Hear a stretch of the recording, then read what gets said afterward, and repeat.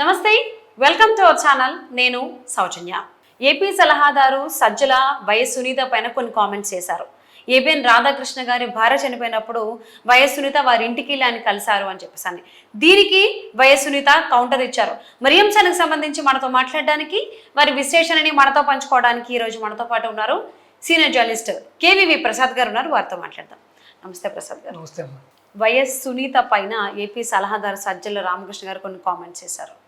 ABN Radhakrishna గారి భార్య చనిపోయినప్పుడు సునీత ఆయన ఇంటికి వెళ్ళారు అని చెప్పేసి దానికి కౌంటర్ ఇచ్చారు సునీత గారు. ఇప్పుడు ఈ కౌంటర్ అటాక్ని ఏ విధంగా చూడాలి అంటారు?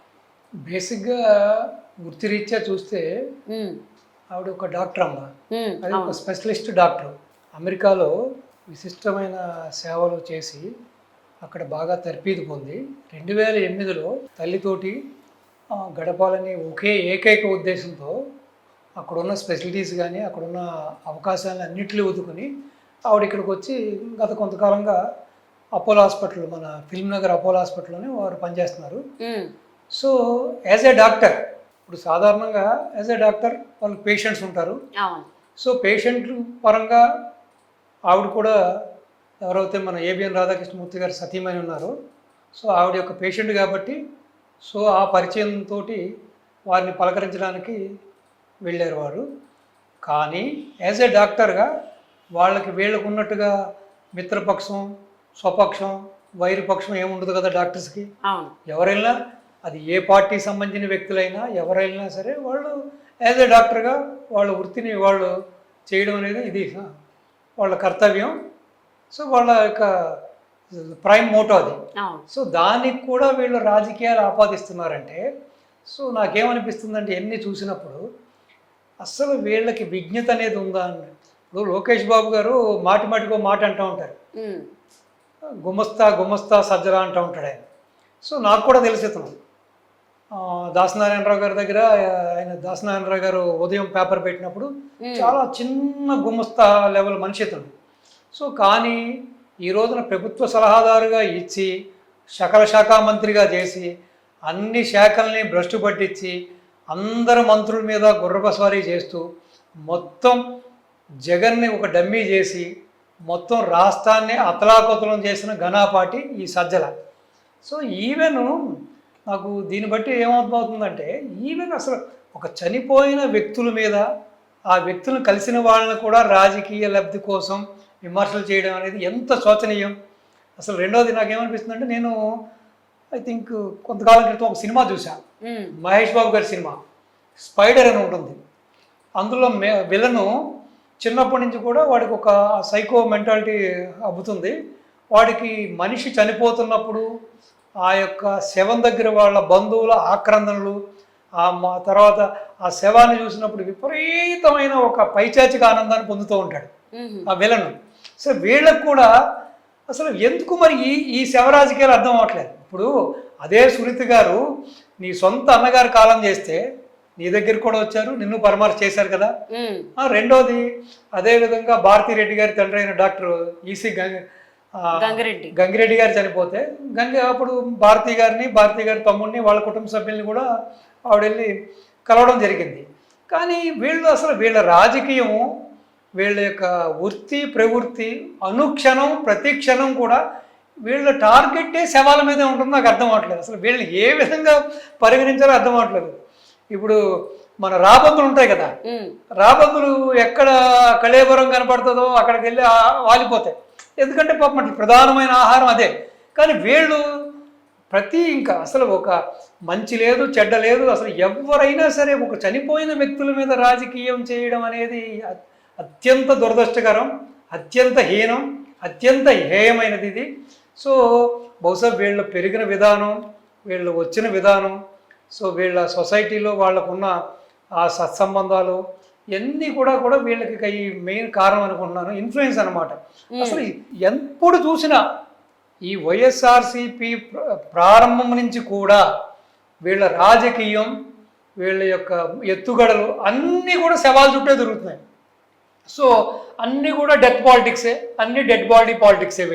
అసలు వీళ్ళు ఏ విధంగా అనుకోవాలన్నది అసలు ఇంకా వీళ్ళు మనుషులా లేకపోతే వీళ్ళు ఈవెన్ పశువులకు కూడా విచక్షణ ఉంటుంది. మీరు చూసుంటారు, ఒక కాకి చనిపోతే మొత్తం కాకులన్నింటినీ కావు కావు అని తీసుకొచ్చేసేసి ఆ దాన్ని ప్రొటెక్ట్ చేస్తాయి, కింద పడిపోయిన దాన్ని ప్రొటెక్ట్ చేస్తానికి ట్రై చేస్తాయి, దాన్ని తిరిగి ప్రాణం ఏదో రప్పించడానికి ప్రొటెక్ట్ చేస్తాయి. ఈవెన్ జంతువులు కూడా అంతే, ఒక కుక్కకి దెబ్బ తగిలితే కుక్కలన్నీ చుట్టూ చేరుతాయి. కనీసం వీళ్ళకి తండ్రిని పోగొట్టుకుని ఎక్కిన కోర్టు ఎక్కుతూ ఎక్కిన కోర్టు దిగుతూ లోయర్ కోర్టు నుంచి, మిడిల్ కోర్టు నుంచి, హైకోర్టు నుంచి, సుప్రీంకోర్టు నుంచి పాపం తండ్రికి న్యాయం జరగాలని ఏ విధంగా అయినా సరే ఆ యొక్క దోషులు ఎవరవుతున్నారో వాళ్ళు శిక్ష పడాలని చెప్పి ఆవిడ ఒంటరి పోరాటం చేస్తుంటే కనీసం ఆవిడకి ఒక మద్దతు, ఒక విధమైన సపోర్టు కూడా చేయకుండా ప్రతిదాన్ని కూడా రాజకీయంలో చూసి ఆవిడని ఆ విధంగా ప్రతి మాటలతో గుచ్చి చంపేయడం, మానసికంగా చంపేయడం అనేది అత్యంత శోచనీయం. సో మరి ఇంక ఈ ప్రజలు ఇటువంటి రాజకీయ నాయకులను బయటకు పంపిస్తూ మంచిది అనిపిస్తుంది నాకు. సో అంటే అసలు ఎందుకు సజ్జల గారు ఇలా వైఎస్ సునీతమని ఈ కైండ్ ఆఫ్ ఆరోపణలు చేయాల్సి వచ్చింది అంటారు? ఏ ఉద్దేశంతో చేసి ఉండొచ్చు? అసలు సజ్జల గారిని తీసుకుంటే అసలు ఏమి క్వాలిఫికేషన్ ఉందని, ఆయనకి ఏమి అర్హత ఉందని చెప్పి ఈ జగన్మోహన్ రెడ్డి గారు అతన్ని ప్రభుత్వ సలహాదారుగా పెట్టుకున్నాడో మొత్తం యంత్రాంగంలో ఉన్న అందరూ ఈవెన్ అడ్మినిస్ట్రేషన్ డిపార్ట్మెంట్ కాడి నుంచి మీకు అందరి మీద కూడా పెత్తనం చెలాయిస్తూ, అందరు మంత్రులు కూడా పెత్తనం చెలాయిస్తూ, అంటే కేవలం ఇతను ఒక కలెక్షన్ ఏజెంట్గానే వ్యవహరిస్తున్నాడు అనేది కూడా అనుమానాస్పదంగా ఉంది. మీరు ఇదని కాదు, రాష్ట్రంలో ఏ సమస్య వచ్చినా, ఒక తుఫాన్ వచ్చినా, ఒక వర్షం వచ్చినా, ఒక ఎండలు వచ్చినా, వర్షాభావం వచ్చినా సరే, ఏ సమస్య వచ్చినా సరే అతను మాట్లాడే తీరు, అతను వ్యక్తపరిచే విధానం, అసలు ఏ సమస్య మీద కూడా కనీస కించిత్తు అవగాహన లేని వ్యక్తిత్వం, అసలు ఏం మాట్లాడుతున్నాడో ఆయనకే స్పృహ తెలియదు. అటువంటిది ఈ ఏదో మాట్లాడాలి. ఇప్పుడు మన దాసనారాయణరావు గారిది ఎమ్మెల్యే ఏడుకొండలో ఒక సినిమా ఉంటుంది. ఆ సినిమాలో చూస్తే అతనికి ఒక సలహాదారుడు ఉంటాడు. అతను చెబుతాడు, మైక్ తీసుకున్నావు కదా, నాకు సబ్జెక్ట్ తెలియదు, రాజకీయ అవగాహన లేదు, మీరు నన్ను తీసుకొచ్చి ఇక్కడ నన్ను ఎమ్మెల్యేని చేయాలనుకుంటున్నారు అని చెప్పినప్పుడు, అరే నువ్వు మాట్లాడరా, ఏదో నీకు నోటి వచ్చిందంటే ఆయన ఇక్కడ మంచి మంచి రంగురంగుల పువ్వులు పెట్టిన వాళ్ళకి, ఇక్కడ ఆకులు కట్టిన వాళ్ళకి, తోరణాలు కట్టిన వాళ్ళకి, జెండాలు కట్టిన వాళ్ళకి అంటూ మొదలెడతాడు ఆయన. అంటే సబ్జెక్టు మీద అవగాహన లేదు. సో వీళ్ళ కూడా తీసుకుంటే వీళ్ళకు కూడా కనీసం అసలు సబ్జెక్టు మీద కానీ, ప్రభుత్వ పరమైన విధానాల మీద కానీ కనీస అవగాహన లేదు. అన్నీ కూడా మీరు ఈ పుల్లరిపు మాటలు, ఇది ఎదుటి వ్యక్తుల్ని మనసులు గాయపరచడం తప్పించి వీళ్ళు చేసే దాంట్లో అసలు ఇదంతా అత్యంత నీచమమ్మ. మరి ఇటువంటి రాజకీయ నాయకుల్ని, ఇటువంటి సలహాదారుల్ని ఇప్పటికైనా ప్రజలు ఇంటిదారి పట్టిస్తారో, మళ్ళీ దరిద్రాన్ని నెత్తిన మీద పెట్టుకుంటారో, it is left to people of Andhra Pradesh. So AP సలహాదారు సజ్జల రామకృష్ణ చేసిన కామెంట్స్ ఏవైతే ఉన్నాయో వైఎస్ సునీత పైన, సో ఆవిడ తిరిగి కౌంటర్ ఇచ్చారు. ఇది మానవత్వానికి సంబంధించిందని కూడా ఆవిడ 100% సో మరి దీన్ని డాక్టర్ అంటే ఏంటి? డాక్టర్ అంటేనే హ్యుమానిటేరియన్. ఇప్పుడు వైద్యో నారాయణో బ్రహ్మ అంటారు, అంతే కదా. సో మనకి ప్రత్యక్ష దైవం ఎవరు? డాక్టరే కదా. మనకి మంచి అయినా చెడ్డైనా, కడుపు నొప్పి వచ్చినా, గుండె నొప్పి వచ్చినా మనల్ని కాపాడేది ఎవరు? డాక్టరే. సో అటువంటి డాక్టర్ కూడా ఇటువంటి లేనిపోయిన వంకలు పెడుతూ ఈ విధంగా మాట్లాడడం అనేది అత్యంత హేయం, అత్యంత నీచం. ఇది సభ్య సమాజం దీన్ని పూర్తిగా ఖండించాలి. సో ఆ కామెంట్స్ సంబంధించి తిరిగి కౌంటర్ అయితే ఇచ్చారు. ఆవిడ పేషెంట్ కాబట్టి నేను వెళ్ళి కలిశాను ఏబిఎన్ రాధాకృష్ణ గారి ఇంటికి. సో అలాగే మీరు అన్నట్టు ఇందాక ప్రస్తావించినట్టు భారతి గారిని కూడా కలవడం జరిగింది వాళ్ళ నాన్నగారు చనిపోయినప్పుడు. ఈవెన్ సజ్జల గారి ఇంటికి కూడా వెళ్ళడం జరిగింది వాళ్ళ అన్నగారు కాలం చేసినప్పుడు. ఇందాక మీరు ప్రస్తావించారు, అదే మాట ఆవిడ అనడం జరిగింది. ఈ సందర్భంగా మీకు ఒక విషయం చెబుతా. నేను తమిళనాడులో చూసిన కల్చర్ చెబుతా. చనిపోయిన వ్యక్తి ఎవరో మనకు తెలియదు, మనకు బంధువు కాదు, ఆత్మబంధువు కాదు, మిత్రుడు కాదు, మన ఇంటికి చుట్టుపక్కల ఉండే వ్యక్తులు కూడా కాదు. అక్కడున్న సంస్కారం చెబుతున్నాం మీకు. ఒక శవయాత్ర జరుగుతుంటే, అంతిమయాత్ర జరుగుతుంటే బస్సులో వెళ్ళేవాళ్ళు, కారులో వెళ్ళేవాళ్ళు, బైకుల్లో వెళ్ళేవాళ్ళు, నడుచుకుంటూ వెళ్ళేవాళ్ళు కాళ్ళకున్న చెప్పులు తీసి ఆ శవానికి నమస్కరిస్తారు. అటువంటిది పేషెంట్, ఆవిడ యొక్క పేషెంట్ని పరామర్శించింది ఆవిడ. సో దానికి కూడా మీరు ఈ విధంగా వంకలు పెట్టి, ఈ విధంగా మీరు దీన్ని కూడా మీరు రాజకీయానికి వాడుకోవాలంటే, అంటే అతని ఉద్దేశం ఏంటంటే ఏబిఎన్ రాధాకృష్ణ ఉండి నీ వెనకాల ఇదంతా నడిపిస్తున్నాడు, TV5 నాయుడు గారు నడిపిస్తున్నాడు, ఈటీవీ రామోజీరావు గారు నడిపిస్తారని చెప్పడానికి ప్రజలకు ఒక ఇండైరెక్ట్గా ఒక మెసేజ్ ఇస్తున్నాడు అతను.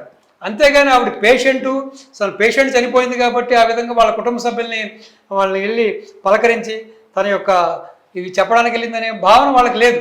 అంటే దీన్ని కూడా అది శవరాజకీయం. అదే దీన్ని కూడా ఏదో ట్రై చేద్దాం అనుకున్నారు సజ్జల రామకృష్ణ. సో దానికి వైఎస్ సునీత ఎలా చెప్పాలో ఆవిడ సమాధానం ఆవిడ స్టైల్ ఆవిడ చెప్పడం జరిగింది. Fitted reply. Yes, thank you so much Prasad garu. నమస్తే.